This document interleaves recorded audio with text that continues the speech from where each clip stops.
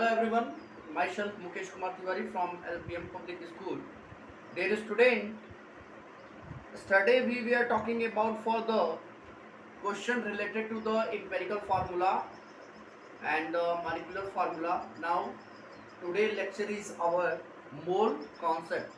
So we are going to start the new topic, and you know very well that this topic you already study in class 9th also. But once again here you have to consider the mole concept. Clear? Or mole. Simply you can say mole, or you can also say here mole concept. So the topic is mole concept. First of all, you have to know that what is a mole. Clear? Especially mole is the SI unit for amount of the substance. That means, as you know that the SI unit of mass is kilogram, that is kg. SI unit of length is meter. Similarly, the SI unit of amount of the substance is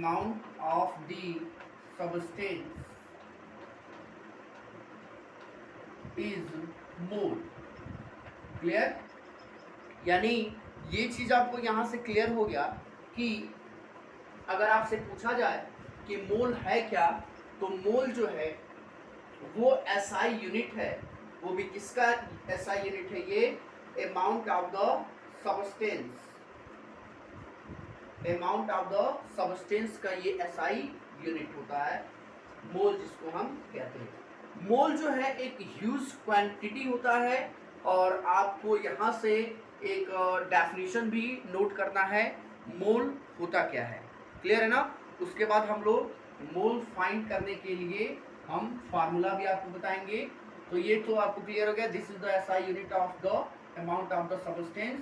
now अब आपको यहाँ पर ये बताना है कि मोल होता क्या है. तो मोल जो होता है MOLE, मोल.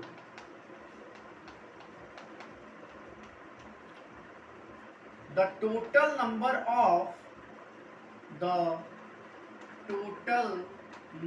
of ये इसका डेफिनेशन है मोल का. The total number of carbon atoms present in 12 gram of carbon 12. Clear है ना? जैसे आपको पता है कि कार्बन की 3 आइसोटोप्स होते हैं, कार्बन 12, कार्बन 13 और कार्बन 14.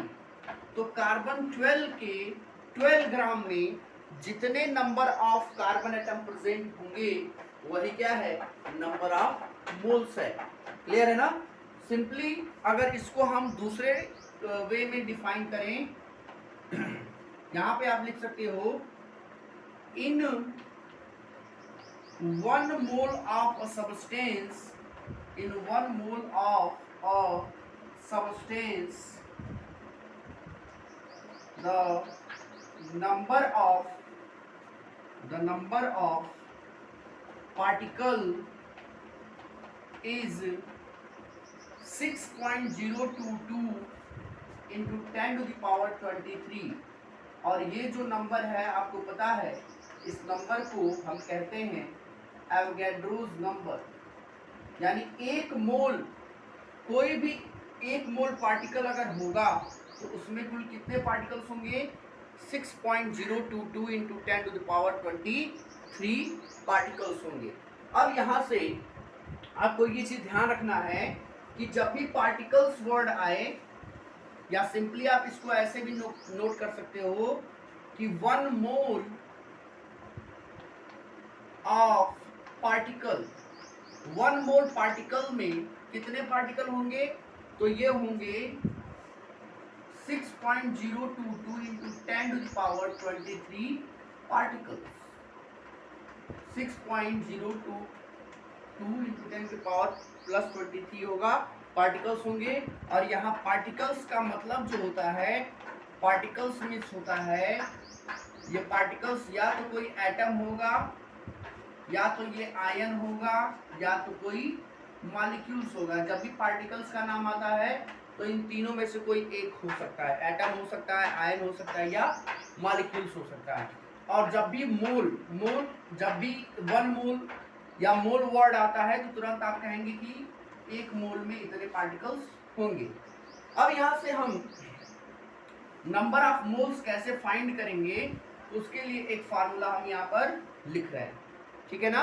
तो यहाँ आप लिख सकते हैं number of moles is equal to, number of moles find करने के लिए हम क्या करते हैं, मास ऑफ सबस्टेंस, जो सबस्टेंस है उसका मास, वो भी मास किसमें होना चाहिए, ग्राम में, upon molar mass. Molar mass किसके लिए रखेंगे, किसी मॉलिक्यूल के लिए।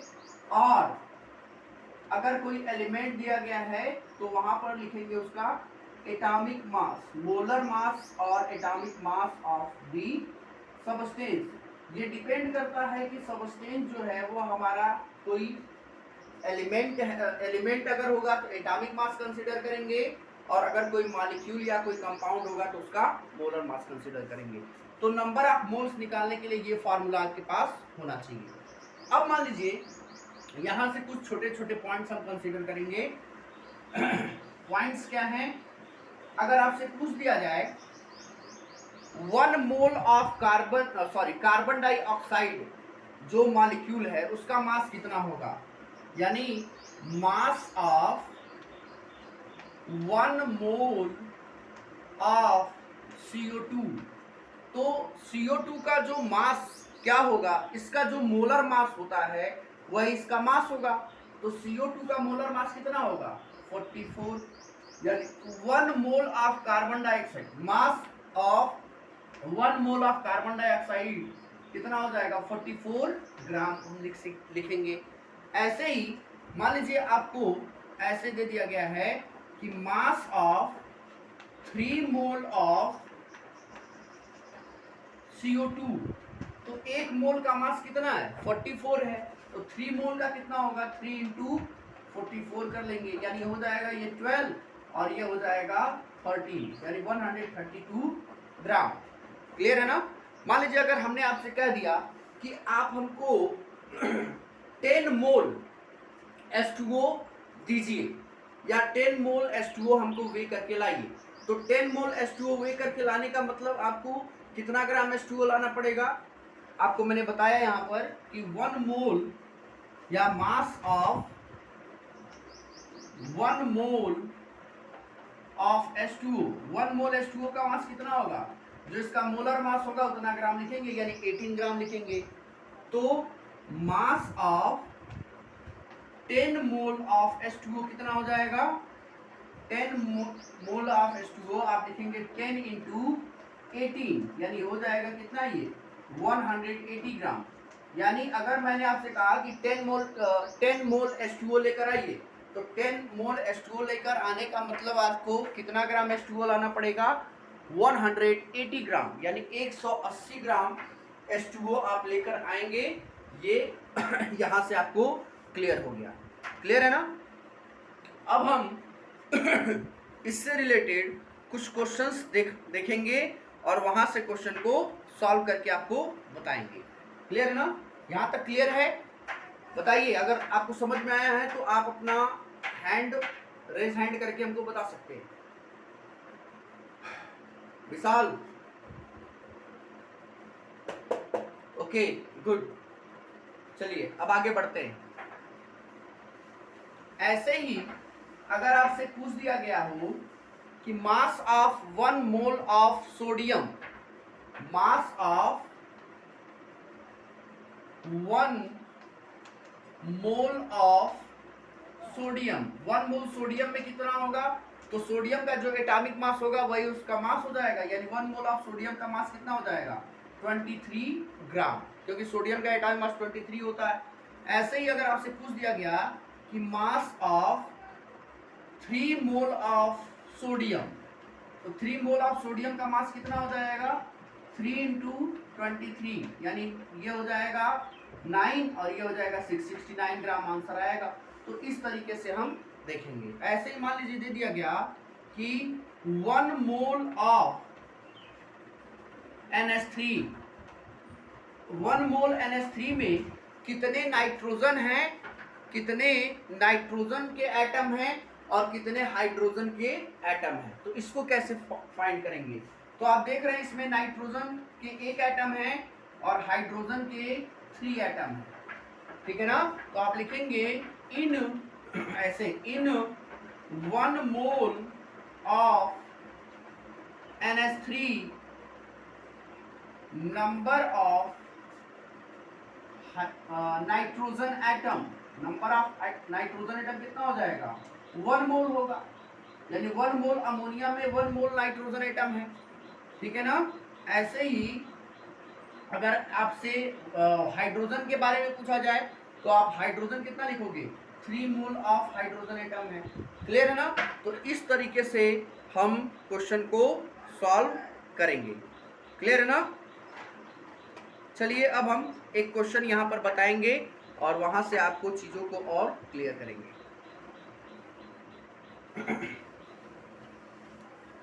क्वेश्चन क्या है, ध्यान से क्वेश्चन दिया गया है, in 3 mole of ethane calculate the following. यहां मैं लिख रहा हूं, फर्स्ट क्वेश्चन है in 3 mole of ethane. Ethane का फार्मूला आपको पता है C2H6 होता है। Ethane calculate the following. 3 mole ethane में आपको क्या क्या कैलकुलेट करने के लिए कहा जा रहा है, इसको हम यहाँ पर देखेंगे, ठीक है ना। सबसे पहला पॉइंट क्या पूछा जा रहा है, number of moles of carbon atom, number of moles of carbon atom. दूसरा क्या पूछा जा रहा है, यहाँ पर दूसरा पूछा जा रहा है number of moles of hydrogen atom, number of moles of hydrogen atom. अगला नंबर क्या पूछा जा रहा है, तीसरा नंबर है number of molecules of ethane, number of molecules of ethane. तो ये क्वेश्चन बड़ा ध्यान से आपको सॉल्व करना है, बड़ा इजी है, बस आप देखिए कैसे सॉल्व करना है इसको। हाँ, क्वेश्चन एक बार मैं रिपीट कर रहा हूं, कह रहा है in 3 moles of ethane calculate the following, यानी 3 मोल इथेन में आपको number of carbon atom, number of hydrogen atom और number of ethane molecule find करने के लिए क्वेश्चन में पूछा गया है। तो इसको आप कैसे सॉल्व करेंगे, इसका आंसर लिखेंगे। सबसे पहले आप लिखेंगे इन 1 mole of ethane, 1 mole of ethane, ठीक है ना। 1 मोल इथेन जिसका फार्मूला है C2H6, ऐसे लिखकर यहां से लिखेंगे पहला point A number, number of carbon atom. 1 mole of ethane में नंबर ऑफ कार्बन एटम कितने हैं, 2 है, तो यहां लिखेंगे 2 मोल। कितने मोल कार्बन एटम है, 2 मोल है। 1 मोल में इतने 2 मोल है। सो कितने मोल में पूछा गया है, 3 मोल में, तो लिखेंगे so in 3 mole of carbon atom, sorry 3 mole of ethane, number of carbon atom, number of carbon atom is equal to 3 into 2 is equal to 6, यानी कितने मोल हो गए, 6 मोल कार्बन एटम होंगे। यानी 1 मोल में 2 मोल कार्बन एटम थे, तो 3 मोल में कितने हो गए, 6 मोल कार्बन एटम हो गए। ऐसे ही आपको अगला नंबर करना है B number, number of hydrogen atom find करना है। तो उसके लिए क्या लिखेंगे, बी नंबर लिखेंगे number of in 1 mole of ethane, number of hydrogen atom, कितना है हाइड्रोजन एटम, यहाँ पर 6 मोल है। कितना मोल है, 6 मोल, ठीक है ना। So in 3 mole of ethane number of hydrogen atom is equal to कितना हो जाएगा, 3 इंटू 6 यानी कितना मोल हो गया, 18 मोल। क्लियर है ना। इस तरह से हम इसको क्वेश्चन को सॉल्व करेंगे। अब आगे और देखते हैं, इसमें अगला नंबर क्या पूछा गया है, number of ethane molecule, number of ethane molecule. तो इसके लिए तीसरा पॉइंट, ये दूसरा नंबर था, इसको पहला कर देते हैं, ये दूसरा हो गया। तीसरा नंबर लिखेंगे, इन 1 mole of ethane, 1 mole ethane में कितना इथेन मॉलिक्यूल होता है, 6.022 इंटू 10 के पावर 23 इथेन मॉलिक्यूल होगा। 1 मोल में इतना होगा, ठीक है ना। तो आपको कितने मोल में फाइंड करना है, 3 मोल में। तो लिखेंगे so in 3 mole of ethane, 3 mole ethane में कितना हो जाएगा, 3 इंटू 6.022 इंटू 10 के पावर 23। तो इसको सॉल्व करेंगे तो ये हो जाएगा 6, ये हो जाएगा 6, ये 0 और ये 18.066 इंटू 10 के पावर 23, या इसको ऐसे भी लिखा जा सकता है 1.8066 इंटू 10 के पावर 20, ये हो जाएगा कितना, 22 लिख सकते हैं, या यहीं पर इसको आप 24 इसको लिखेंगे, क्योंकि आप राइट टू लेफ्ट जा रहे हैं तो पावर बढ़ जाएगा, तो 10 के पावर 24 लिखेंगे। तो इस तरह से हम इस क्वेश्चन को सॉल्व कर लेते हैं। आई थिंक आपको मोल कॉन्सेप्ट की चीज़ों को मैंने एक्सप्लेन कर दिया है, और उससे रिलेटेड ये क्वेश्चन भी मैंने आपको बता दिया है, ठीक है ना। ये समझ में आया कि नहीं, रेज योर हैंड अगर समझ में आया हो तो।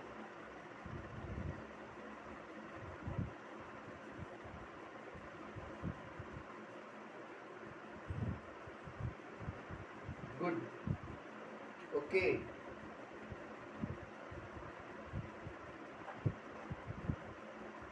समझ में आया सबको, अच्छी बात है, ओके।